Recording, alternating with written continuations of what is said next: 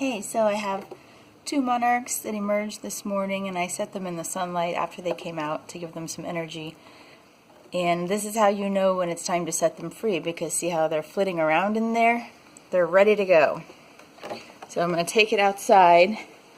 Well, today is a really, really, really windy day, which is not the best kind of a day to set a butterfly free, but it is what it is. And in the wild, they would have to deal with whatever they got. So, I mean, I'm not going to keep it in a container simply because it's windy.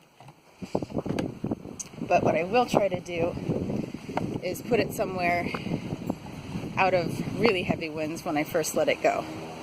So, let's see. I'm going to open the lid. It's hard to do with one hand. There we go.